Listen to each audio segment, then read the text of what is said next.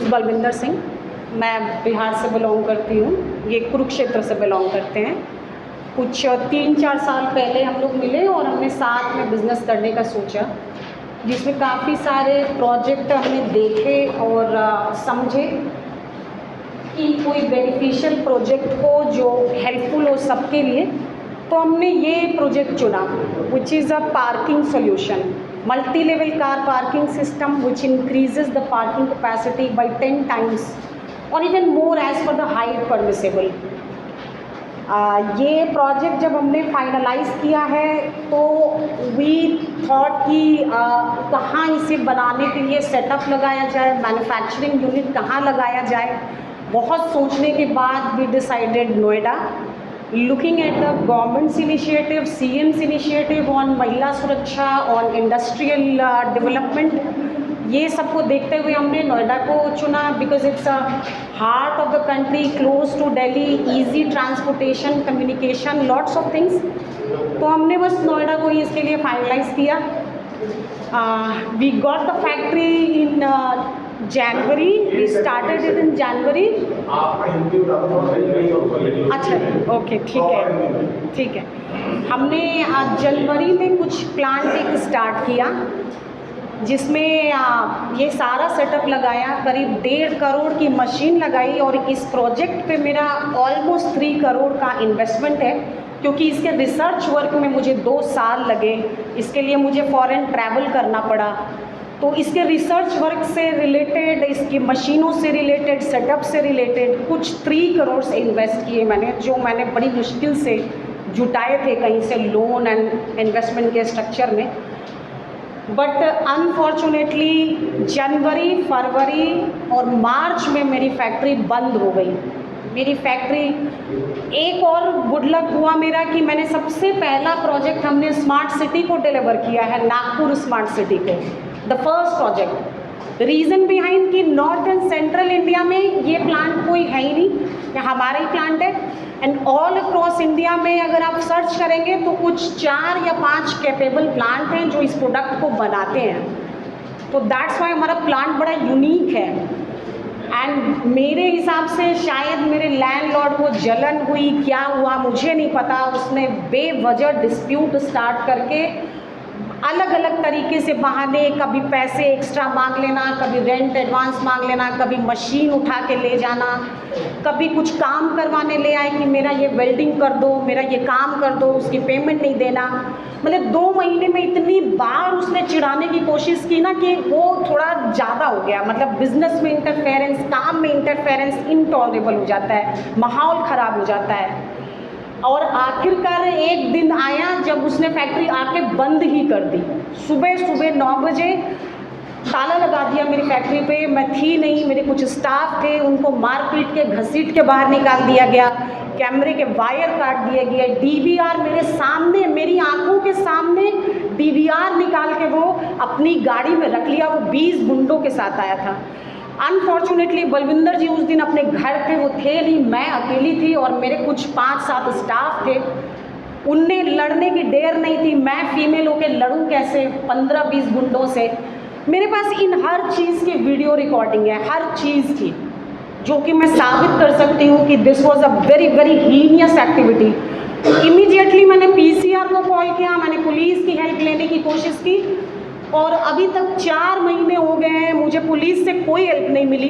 2 महीने तक मैं पुलिस के चक्कर में रही। मैं कभी DCP से मिल रही हूँ, DCP सुनीति से मिल रही हूँ, मैं कमिश्नर लक्ष्मी सिंह से मिल रही हूँ। केस मेरे फाइल ट्रांसफ़र हो रहे हैं, कभी ACP के पास, कभी ACP 3, ACP 2, यहाँ वहाँ अलग अलग तरीक़ों से। हर बार कोई रिज़ल्ट ही नहीं है, कोई रिज़ल्ट ही नहीं है। 2 महीने के बाद थक के मैंने कोर्ट का सहारा लेना सही समझा एंड मुझे कोर्ट से स्टे मिल गया, इमीडिएटली स्टे मिल गया, कोर्ट से स्टे मिल गया। But it was an order of status कि यथास्थिति का ऑर्डर था एंड नेक्स्ट सुनवाई उसमें अगस्त में होने वाली थी। मैंने सोचा ठीक है, चलो इतना दिन हुआ ही है, let's obey the courts order, court के ऑर्डर को फॉलो करते हैं और वेट करते हैं अगली डेट का। बट अगली डेट तक इतनी चीज़ें हो गई हैं, जो कि बिल्कुल इनटॉलरेबल हो गया है। अब क्या है कि पुलिस मतलब मैं रूटीन चेकअप में फैक्ट्री बस चेक करने के लिए गई कि मशीनें पड़ी हैं, वहाँ पे स्टाफ नहीं है, बस एक गार्ड खड़ा है, यथास्थिति का ऑर्डर था, मैं चेक करने के लिए जा रही थी। और आप बिलीव नहीं करेंगे कि वहाँ पे पुलिस आई। पहले तो खैर दूसरी पार्टी आई, लड़ाई झगड़ा किया, मारपीट की, वीडियो रिकॉर्डिंग बने दोनों तरफ से। उसके बाद जो हुआ वो मेरे होश उड़ गए। 15-20 पुलिस वाले आए, हमारे को ही बाहर निकाल दिया। हम लोग 3-4 लोग थे, मैं ये और हमारे 2 फ्रेंड थे, ज़्यादा स्टाफ वगैरह नहीं थे। दूसरी पार्टी 20 लोगों के साथ खड़ी हुई है। 15-20 पुलिस वाले आए, दरवाज़ा खोलकर फैक्ट्री का सबको अंदर एंटर करा दिया। इन्हें पकड़ के अंदर जेल में डाल दिया गया 151 लगा के, जो कि एसएसपी ऑफिस से बेल मिल जाती है, एक दिन में वो मिली नहीं और कासना जेल की सैर करनी पड़ गई। कासना जेल से हमने बेल लिया, वहाँ पे भी नाम अंदर चेंज करवा दिया गया था, वो भी बेल मिलने के चांसेस कम थे। हो सकता है कि शायद वहाँ महीना लग जाता कि नाम चेंज है, तुम्हारा एफिडेविट लेकर आओ। ये अंदर थे और मैं बाहर अकेले, मैं इधर उधर पागलों की तरह छटपटा रही हूँ। लेकिन लकीली 2 दिन के स्ट्रगल के बाद बेल मिल गई। और जैसे बेल मिली, मैंने देखा कि उस दिन पुलिस ने फैक्ट्री बंद करवाई मेरे सामने कि चलो दोनों पार्टियां निकलो, यथास्थिति है, यहाँ पे कोई भी नहीं आएगा। और अगले ही दिन पुलिस ने चाबी दूसरी पार्टी को दे दी और वो उसके बाद से अंदर है, एक्टिविटीज़ कर रहा है, कोर्ट के ऑर्डर हैं, कोई फ़र्क नहीं पड़ता है, कोई फ़र्क नहीं पड़ता है। मैं यहाँ पे करोड़ों रुपए लगा के, मुझे समझ में नहीं आया कि मैंने क्या गलती कर दी है, क्यों मेरे साथ ऐसा किया जा रहा है। हर पॉइंट मेरे पास हर वैलिड रीज़न है, प्रूफ्स हैं, वीडियो हैं, ऑडियो हैं, पर पता नहीं पुलिस सुन नहीं रही है। मुझे समझ नहीं आ रहा है कि कौन गार्जियन है हमारा, यहाँ पे कौन गार्जियन है, मैं किसको जाके बोलूँ। मैंने अभी करोड़ों रुपए लगाए और कोई आया, मुझे 1 सेकंड में उसने मुझे मेरी ही प्रमाइस से, मेरी करोड़ों की मशीनों से अलग कर दिया, मुझे मेरे बिजनेस से अलग कर दिया। और अब मैं कोर्ट के चक्कर काटूँ और मैं 2-3 साल, आई डोंट नो कितना सिविल मैटर में जाएगा टाइम, मुझे नहीं पता है। और तब तक मेरा सर्वाइवल कैसे होगा, मैं रिवाइव कैसे करूँ इस काम को, अपने किससे हेल्प मांगूँ। तो ये सब चल रहा है। एंड ये कौन लोग हैं जिनके बारे में बात कर रही है? स्टोरी बताओ।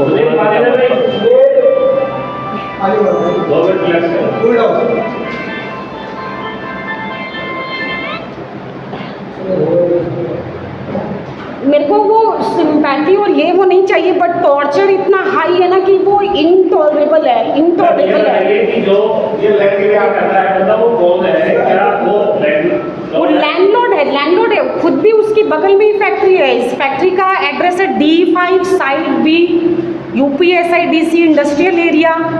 कोई बिजनेस पर्सन ये सुन रहा है तो प्लीज़ बी अवेयर कि डोंट गो देयर, बहुत स्कैरी प्लेस है, वहाँ आपका सर्वाइवल मुश्किल है, आप बिजनेस नहीं कर सकते, आप चैन से नहीं रह सकते।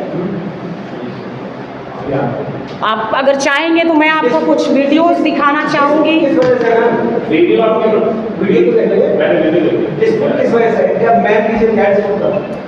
सर डिस्प्यूट है गुंडागर्दी का, ज़बरदस्ती का, अपने आप को सुपीरियर दिखाना। लेकिन बात को होगा क्या?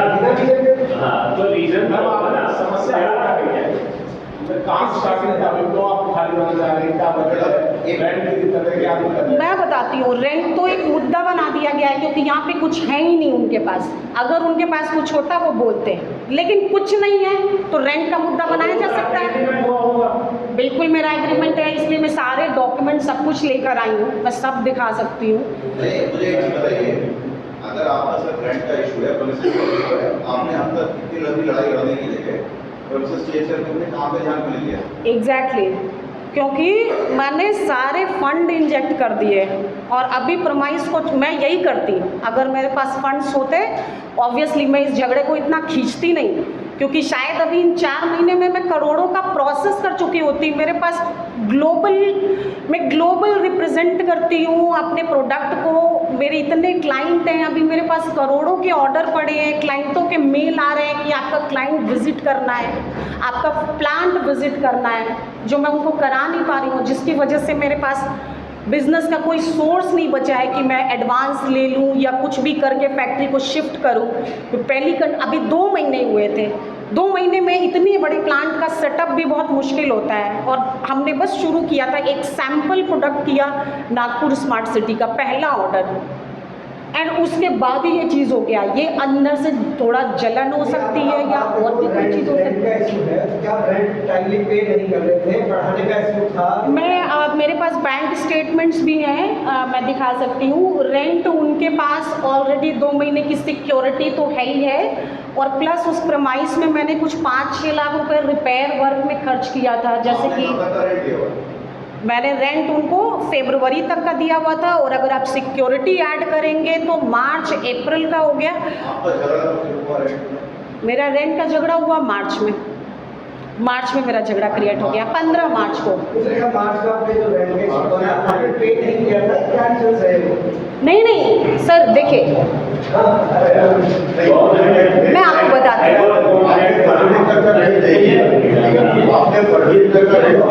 हाँ जी, ठीक है। मैं एक बात बताती हूँ आपको, ये फैक्ट्री मैंने फाइनलाइज की थी नवंबर में, ओके। 20 नवंबर से फैक्ट्री को डिलीवर करना था। 20 नवंबर को शायद धनतेरस या दिवाली कुछ थी। मैं लेने को वो 1 दिसंबर से भी ले सकती थी, लेकिन मैंने 20 नवंबर से पे किया, क्योंकि वो धनतेरस का शुभ दिन, उस दिन मुझे पूजा करवानी थी। 10 दिन का वो रेंट 50,000 टोकन प्लस 3 महीने का, 2 महीने का रेंट, 2 महीने की सिक्योरिटी, 1 महीने का रेंट, ये 14 लाख रुपए करीब ओनर को और 2.25 लाख रुपए इसे डीलर को, प्रॉपर्टी डीलर को नवंबर में पे किए जा चुके थे। लैंडलॉर्ड का कहना था, ध्यान से सुनिएगा जिनको भी रेंट के बारे में जानना है, ओके, यहाँ क्लियर होगा। ओनर का कहना था, जब ओनर का नाम है दीपक कुमार गौर और राहुल शर्मा, ये दोनों हैं जो सारा चीज़ संभालते हैं वहाँ पे ये चीज़ हुई नवंबर में। एक ओनर है, एक साला है उसका, एक ओनर है, एक साला है उसका। नवंबर में उसने, जब हमने फैक्ट्री देखी फर्स्ट वीक ऑफ नवंबर में, हमें फैक्ट्री पसंद आ गई। हमने इमीडिएटली 50,000 टोकन से बुक कर दिया उसको। ओनर ने बोला कि जब आप मुझे पूरे पैसे ट्रांसफ़र करोगे तो 10 दिन के बाद मैं फैक्ट्री हैंडओवर कर पाऊँगा। तो 20 तारीख को अगर आपको फैक्ट्री चाहिए तो मुझे 10 तारीख तक सारे पैसे दे देना। मैंने बोला ठीक है। उसे 10 तारीख को सारे पैसे देंगे, करीब 8 नवंबर को, राइट। सारे पैसे हमने 13-14 लाख रुपए डीलर और ओनर दोनों को देकर सेटल कर दिया। अब 20 तारीख को फैक्ट्री मुझे मिलनी थी, जो कि नहीं मिली। उसमें बेसिक चीज़ें नहीं थी, लेंटर नहीं था, बाथरूम नहीं था, डोर नहीं था, रूफ बहुत ज़्यादा ख़राब था, एग्जॉस्ट फैन नहीं थे, किचन ख़राब था, टाइल वर्क टूटा हुआ था। मेरी मशीनें अहमदाबाद से चल चुकी थी, करोड़ों की मशीनें, और उसके इंस्टॉलेशन के लिए मुझे एटलीस्ट फैक्ट्री रनिंग कंडीशन में चाहिए था। मुझे बाथरूम तो चाहिए ही था, स्टाफ बाथरूम कहाँ जाता, दरवाज़ा तो चाहिए था। करोड़ों की मशीनें मैं बिना दरवाज़ा के कैसे रख सकती हूँ। लेंटर तो चाहिए था, इंस्टॉलेशन कैसे होती, राइट, जो कि काम उन्होंने नहीं करवाया। उन्होंने बोला मेरे घर में प्रॉब्लम है, मेरे पास पैसे नहीं है, मैं अभी नहीं करवा सकता। मैंने बोला सर अभी तो आपको 14 लाख रुपए ट्रांसफ़र किए और एज़ पर द कंडीशन आपको तो देना चाहिए, 20 तारीख की डिलीवरी है मेरी। उन्होंने बोला मैं नहीं करवाऊँगा, जाओ दूसरी फैक्ट्री ले लो, ठीक है, मशीनें कहीं और इंस्टॉल करवा लो, दूसरी फैक्ट्री ले लो।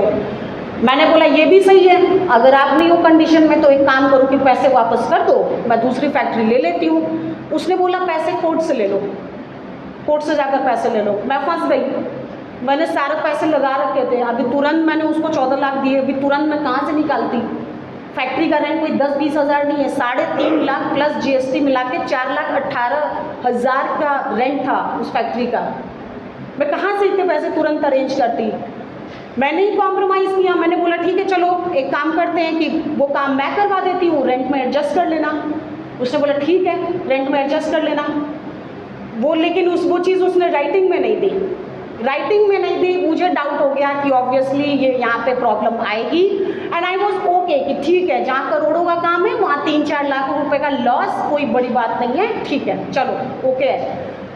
तो जनवरी का रेंट उसके पास करीब करीब नवंबर में था, राइट। जनवरी जब और ऊपर से जनवरी का मंथ मेरा वेस्ट गया, मैं यूज़ नहीं कर पाई क्योंकि 1 तारीख से दूसरा रेंट एग्रीमेंट बना और जनवरी का रेंट जो है नवंबर में वो लेके बैठा हुआ है, फिर भी मैं जनवरी को यूज़ नहीं कर पाई क्योंकि 15 दिन मेरा रिपेयर वर्क में चला गया और 15 दिन मुझे अपने इंस्टॉलेशन में चला गया, तो जनवरी वॉज यूजलेस। वो 3.5 लाख रुपए वेस्ट हुए, 4,18,000 रुपये।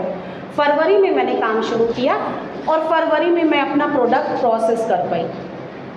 उसके बाद क्या है कि फरवरी अभी आई भी नहीं थी, जनवरी में 22-23 तारीख को ही रेंट मांगना स्टार्ट कि रेंट दे दो 22-23 तारीख से ही, जो कि रेंट का डेट हमारा डिसाइड हुआ था 7th ऑफ एवरी मंथ। तो एज पर द अग्रीमेंट उनको 7 फरवरी को रेंट मिलना था, बट मैं बैंक स्टेटमेंट दिखा दूंगी, रेंट मैंने उनको टाइम से पहले ट्रांसफ़र किया है, राइट।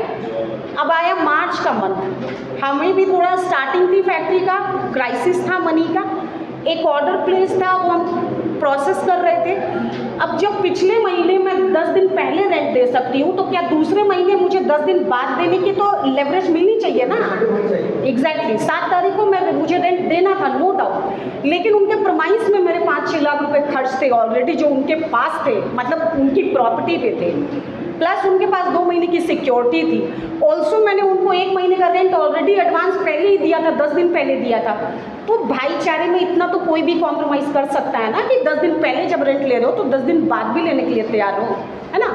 ये चीज़ को बहाना बनाया गया कि रेंट नहीं दिया, ये बस रीज़न है। 7 तारीख की जो डेट थी वो थोड़ी सी आगे बढ़ी, मेरा डिस्पैच जाना था, मेरा नागपुर स्मार्ट सिटी का डिस्पैच तैयार था, मुझे पता था मेरा डिस्पैच जाएगा, मेरी पेमेंट आएगी, मैं उसको देकर रिलीज़ करूँगी। उसका काम ही यही था मेरा डिस्पैच फंसाना। जब मेरा डिस्पैच तैयार हो गया रैप करके, तब उसने फैक्ट्री पे धावा बोला। अगर उसे नाराज़गी होती वो 7 तारीख को ही आ जाता, लेकिन वो 7 तारीख को नहीं आया, वो आया 15 तारीख को। उसने मेरा डिस्पैच तैयार होने का वेट किया, उसने वो प्रेशर बनाने के लिए कि जब डिस्पैच निकलने वाला होगा प्रेशर बनेगा। तो डिस्पैच जब निकलने के लिए तैयार था ना, 15 तारीख को वो आया, उस दिन आकर उसने ड्रामा किया। इस तरीके से तो वो 7 तारीख को भी कर सकता था, वो रेंट का डेट था मेरा, लेकिन ऐसा नहीं हुआ। आपके पास वीडियो फुटेज क्या है? मेरे पास बहुत सारे वीडियो फुटेज हैं। सबसे बड़ी बात तो ये है कि स्टे का ऑर्डर आने के बावजूद पुलिस उनको फैक्ट्री दिलवा रही है, वो काम कर रहे हैं, मैं बार बार वहाँ जाती हूँ, होती हूँ। आप बार पुलिस पे आरोप लगा रहे हैं कि पुलिस उनको दिलवा रही है। पुलिस ने मेरी FIR नहीं लिखी, 1 सेकंड मैं बताती हूँ। पुलिस पे मैं इसलिए कह रही हूँ क्योंकि उसकी हिम्मत इतनी बढ़ गई है कि उसने करोड़ों की मशीनों को मेरे बारिश में भीगने के लिए रख दिया है। वो पैसे मैंने कैसे जोड़े होंगे, कोई बिजनेस पर्सन स्पेन को समझ सकता है कि मशीनों में कैसे जान बसती है, वो रोजी रोटी है हमारी। पुलिस वहाँ बार बार आती है, 151 में इनको अंदर करती है, जबकि मारपीट करने वो आते हैं। IGRS पे गलत रिपोर्ट डाला जाता है, आप IGRS का वो रिप्लाई देख सकते हैं और आपको मैं अपनी वीडियोस दिखाऊंगी। 2 बजे रात तक मुझे सूरजपुर स्टेशन में बैठा कर रखा गया है, ये 10 बजे की वीडियो है, और 2 बजे रात तक मुझे बिठा कर रखा गया without any lady constable over there, room में अकेले लॉक करके। इनको कस्टडी में बिठाया हुआ, मुझे अकेले बिठा हुआ। ये सूरजपुर का वीडियो है रात के 10 बजे का, यू कैन चेक इट, ठीक है। मैं कैसे पुलिस को ना कहूँ, क्यों ना कहूँ? पुलिस की वजह से उसकी हिम्मत इतनी बड़ी हुई है कि उसने मेरे करोड़ों की मशीन को बाहर कचड़े की तरह फेंक दिया है। कौन जिम्मेदारी लेगा इसकी?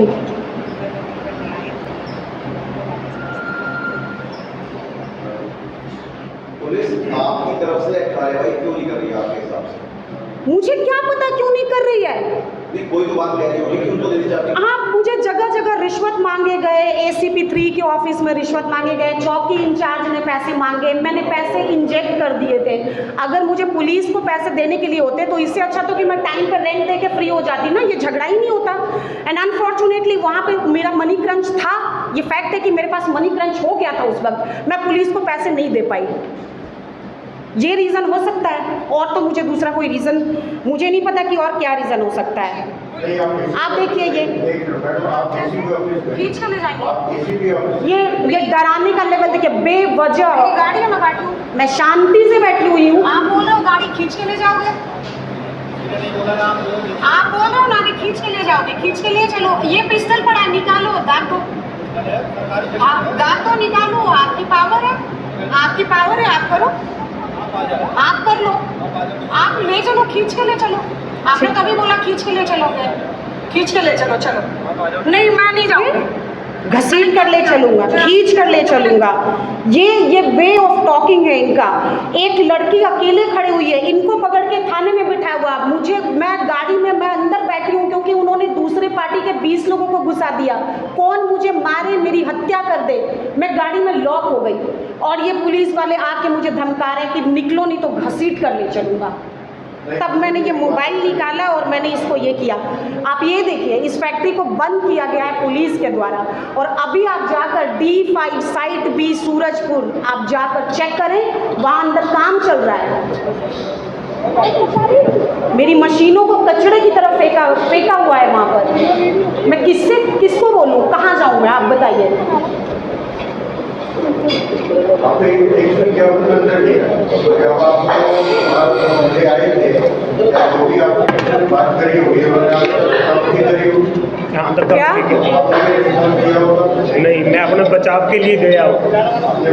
मैं अपने बचाव के लिए गया क्योंकि वो 10-20 लोग थे, मैं अकेला था, वो 10-20 लोग थे, तो मैं अपने बचाव के लिए गया। 151 आपके साथ फंसे हुए हैं दूसरी पार्टी के साथ। सर देखिए, जिस दिन 151 इन पे लगाया गया है, दोनों तरफ से लड़ाई हुई, दोनों तरफ से वीडियो बने। मेरे फोन को SHO पुष्पराज ने रख लिया जब्त करके, मेरा वीडियो नहीं देखा, मेरा प्रूफ नहीं देखा, दूसरे पार्टी का प्रूफ बता के मुझे बोला जा रहा है कि ये तो लगाना पड़ेगा, ये तो तुम्हारी वीडियो आ गई है। आप देखिए,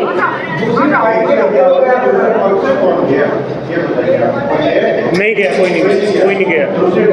DCP ऑफिस से क्या जवाब? DCP ऑफिस से बहुत अच्छा जवाब मिला, आपको सुन के बहुत अच्छा लगेगा कि रात के 10 बजे मिस्टर बलवीर, आपका नाम चेंज किया गया। हाँ, मेरा नाम चेंज मेरा किया। नाम जेल के अंदर इंटरचेंज था, राइट। हाँ, बलविंदर सिंह नाम था मेरा, और वहाँ पे जब मेरी ये रिहाई होने वाली थी तो नरेंद्र सिंह डाला हुआ उसमें। हाँ, तो मैं घबरा गया क्योंकि शनिवार का दिन था, तो मुझे पता चला कि संडे को कोर्ट बंद होता है, तो मुझे 2 रातें और निकालनी पड़ेंगी। तो मुझे बहुत मैं पहली बार जेल गया और मुझे अंदर और घबराहट पैदा होगी कि अब तो मैं फंस गया फिर से, क्योंकि शनिवार का दिन था, संडे को अब ये कोर्ट बंद था। तो वो बोले कि थोड़ा बहुत आपको पैसा पूसा जो भी है तो सबसे पहली बात कि वो देना होगा।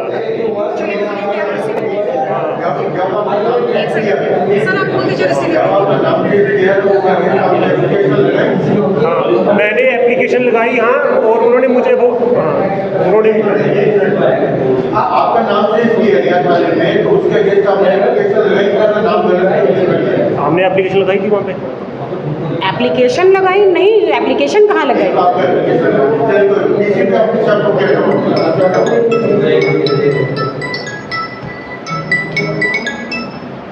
ये देखिए DCP ऑफिस की रिकॉर्डिंग है, जब पहली बार मैं कंप्लेन लेकर गई, रिसीविंग नहीं देना, ये DCP ऑफिस की रिकॉर्डिंग है।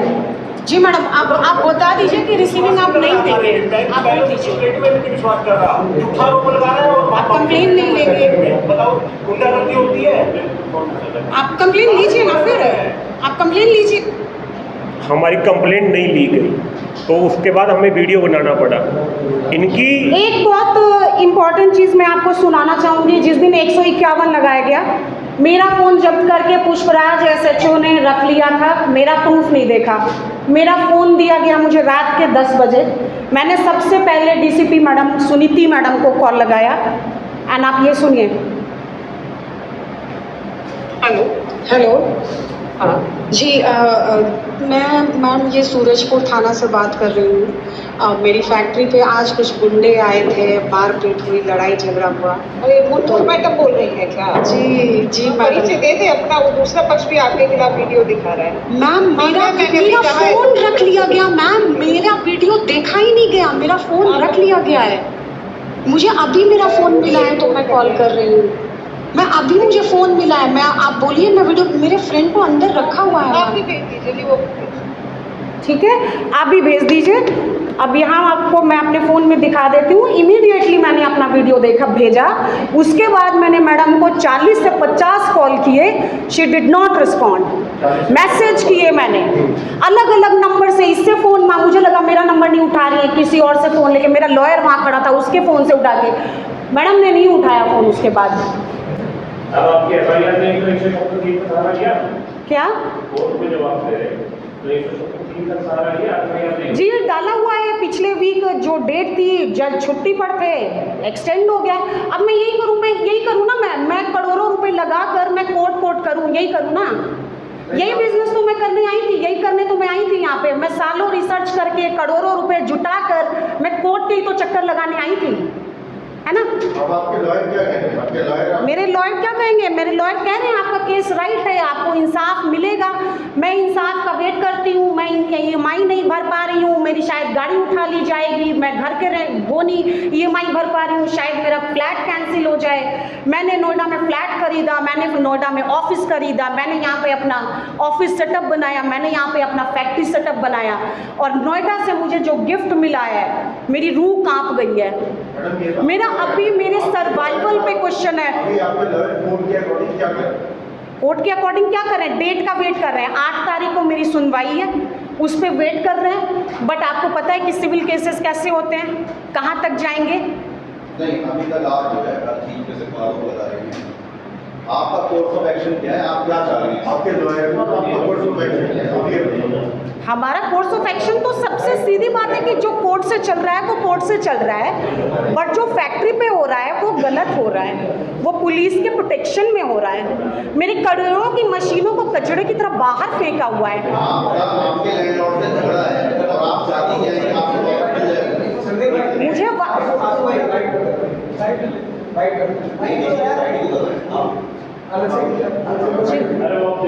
लास्ट हो गया है कि आपको वापस फैक्ट्री चाहिए, फैक्ट्री जाना। मुझे तो अभी मैंने सारे पैसे इंजेक्ट करिए, दूसरे फैक्ट्री में मैं कैसे जाऊँ? मुझे कम से कम 30-40 लाख रुपए चाहिए फैक्ट्री शिफ्ट करने के लिए। मैं कहाँ से लेकर आऊँ?